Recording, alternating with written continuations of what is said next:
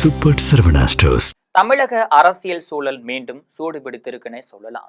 சட்டசபை தேர்தலை முன்னிட்டு கூட்டணி கட்சிகள் இறுதிக்கட்ட பேச்சுவார்த்தையில ஈடுபட்ட நிலையில அதிமுக பாஜக இடையிலான தொகுதி பங்கீடு குறித்து வெளியாகி இருக்கக்கூடிய தகவல் பெரும் கவனத்தையே ஈர்த்திருக்குன்னே சொல்லலாம்.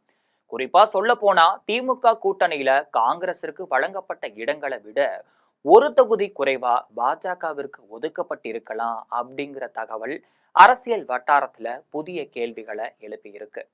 இது பற்றி ஜெம் தொலைக்காட்சி வழங்கும் சிறப்பு செய்தியில விரிவாக பார்க்கலாம்.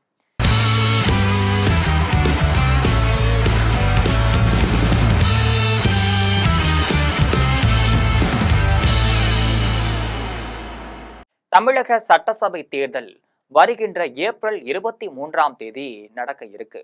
மே மாதம் 4ஆம் தேதி வாக்குப்பதிவு எண்ணிக்கை நடைபெற இருக்கு. திமுக கூட்டணியில காங்கிரஸ் 28 தொகுதிகளும், மதிமுக 4 தொகுதிகளும், மமக 2 தொகுதிகளும், ஐயுஎம்எல் 2 தொகுதிகளும், கொமதேக 2 தொகுதிகளும்னு ஆக மொத்தம் 234 தொகுதிகள்ல 38 தொகுதிகளுக்கான உடன்பாடு எட்டப்பட்டிருக்கு.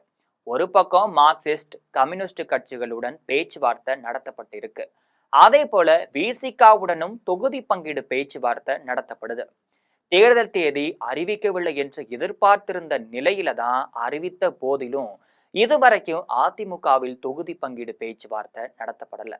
இந்த நிலையில தான் அதிமுக கூட்டணியில இடம்பெற்றுள்ள பாரதிய ஜனதா கட்சிக்கு மொத்தம் 27 இடங்கள் ஒதுக்கியதா சொல்லப்படுது. அதே போல 40-50ன்னு அதிமுகவிடம் பாஜக கேட்டிருப்பதா செய்திகள் வந்த நிலையில 27 தொகுதிகள் மட்டுமே ஒதுக்கீடு அப்படின்னு ஒருபுறம் ஆச்சரியத்தை ஏற்படுத்தினாலும் கூட மறுபுறம் அரசியல் கணக்குகளை பலப்படுத்தி இருக்கு.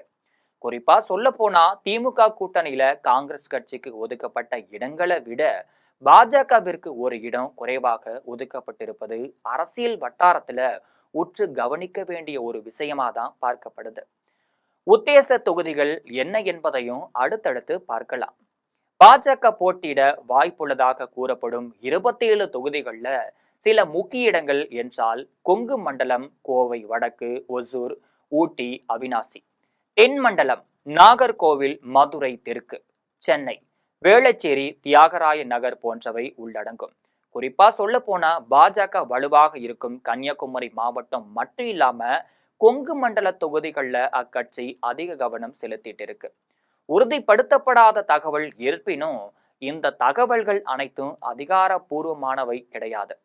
அதிமுக மட்டும் இல்லாம பாஜக தலைமையிலான குழுக்கள் பேச்சுவார்த்தையில ஈடுபட்டு வரும் நிலையில உறுதி செய்யப்படாத தகவல்களாகவே இவை எல்லாம் ஒருபுறம் வலம் வருது.